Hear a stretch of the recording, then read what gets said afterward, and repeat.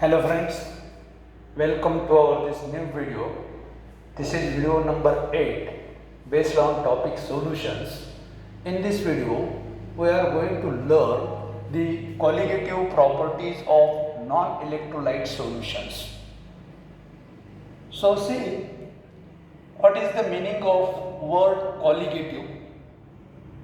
The word colligative stands for that is collective or together, or the binding of molecules together. Now, what are the colligative properties, or see the definition of colligative properties? So these are the properties of solution which depends on number of solute particles and not on the nature of solute. See, so what are the colligative properties? These are the properties of solution which depends on number of solute particles. Means these properties are depends on how many solute particles are present in the solution, but not on the nature, that is the what type of solute is it. So the study of the colligative properties of non-electrolyte solutions. So we know what are the non-electrolytes, that is the electrolytes, those substances when dissolved in water conducts the electricity, or the substances whose melt conducts the electricity are called as the electrolytes, while those substances which does not dissociate in the aqueous medium, or those substances whose aqueous solution does not conduct the electricity, or their melts not conduct the electricity, are called as the non-electrolytes. So we know the sugar, urea or carbon tetrachloride. So these are the examples of non-electrolytes. So we have to study here the colligative properties of non-electrolyte solutions. So there are the study of four colligative properties. The first one, the vapor pressure lowering, the elevation in boiling point, depression in freezing point, and osmotic pressure. So we will have to learn all these properties one by one. So in this video we are going to learn the first one, that is what? The vapor pressure lowering of solvent from the solution. So try to understand. So what is this? The vapor pressure lowering. In this case we know what is a vapor pressure. The vapor pressure of a liquid is defined as, so that is what the, when a liquid kept in a closed container undergoes evaporation, the pressure exerted by the vapors, when these vapors are in equilibrium with its liquid, that is considered as the vapor pressure of that liquid. Here we have to see the definition of the vapor pressure lowering. So what is that? It is observed that the vapor pressure of a solution or solvent from solution is found to be lower or decreases compared to the vapor pressure of a pure solvent. So this is considered as a lowering of vapor pressure. So when we will prepare a solution, so for that we will add solute in a solvent. So whatever may be the vapor pressure of a pure solvent is found to be greater compared to when a non-volatile, non-electrolyte or non-ionizable solute is added into the solvent in order to prepare the solution. So that is what the vapor pressure lowering means. What? The vapor pressure of a solution is always lower than that of the vapor pressure of a pure solvent. So this is called as the vapor pressure lowering. Now we have to see the explanation of this, that is why the vapor pressure lowering is observed. So we know in case of a pure liquid, the molecules which are present on the surface of liquid undergoes evaporation.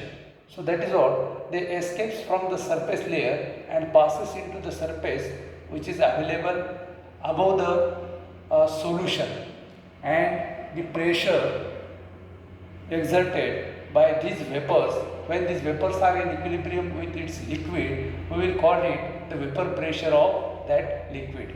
So this depends on the number of molecules from this surface layer which are available to escape, and that's why the vapor pressure of a solvent is higher or increases here. So when we are going to prepare a solution, we will add a specific solute into this solvent. At that time, what happens here, due to the addition of such a non-volatile, non-electrolyte or non-ionizable solute in the solvent, the number of solute particles, that is occupies the places of some of the solvent molecules from the surface layer, and as a result of that, the number of molecules which are escaping from this surface are decreases. As a result of that, the vapor pressure of such a solution or solvent from the solution is decreases, and we will call it, that is what, the lowering of vapor pressure or vapor pressure lowering. See, so how this can be explained, or how the lowering of vapor pressure occurs. So we know that is vapor pressure is depends upon the particles or the molecules which are present at the surface layer. So in case of a solution, the number of molecules from the surface layer are reduced as the some places of these molecules are occupied by the solute particles. So in this diagram, I have shown that in case of solution, how the solute particles occupy the some places of the surface molecules, and we know, so only the volatile liquid molecules passes or escape into the vapor phase. So when non-volatile, non-electrolyte solute is added, so as this is the non-volatile, so solute particles does not contribute to the evaporation. So in case of solution, whatever may be the vapor pressure, again this is the alone the vapor pressure of that solvent, and that's why this is called as, that is the lowering of vapor pressure of solution from the lowering of vapor pressure of solvent from the solution. So that is what the vapor pressure of solution is equal to the vapor pressure of solvent above the solution. पहा, या ठिकाणी काय होतं, एखादं pure solvent जर असेल तर आपल्याला माहीत आहे त्याचं इक्विलिब्रियम स्टेजला, पहा वेपरायझेशन झाल्याच्या नंतर इक्विलिब्रियम स्टेजला इथे ज्या वेपर्स जमा झालेले असतात, पहा, so these are the more vapours in case of any pure solvent, and that's why the vapor pressure of pure solvent is always higher compared to if the non-volatile, non-electrolyte solute is added into the same solvent, आणि हे कशासाठी करतो पहा आपण, in order to prepare the solution. आणि म्हणून आपण non volatile solute add केल्यामुळं काय होतं पहा, सोल्युशनचं वेपर प्रेशर हे डिक्रीज होतं, ज्याला काय म्हणतो आपण, दी vapour pressure of solvent from the solution. पहा आहे आता हे कशामुळे डिक्रीज होतं, आपण पाहिलं इथे की काही सॉल्यूट मॉलिक्युल्स जे आहेत हे सरफेस लेअरवरती असलेल्या प्युअर सॉल्वंटमध्ये असलेल्या सॉल्वंट मॉलिक्युलच्या जागा घेतात आणि पर्यायाने the number of escaping molecules from the surface layer are reduces और दी नंबर ऑफ मॉलिक्युल्स. पहा या ठिकाणी काय होतं, याच्यामध्ये सरफेस लेअरचे मॉलिक्युल जे आहेत, so these are fully responsible for this vapour pressure and the number of these vapour phase molecules at equilibrium reduces due to the non-volatile, non-electrolyte nature of these solute particles.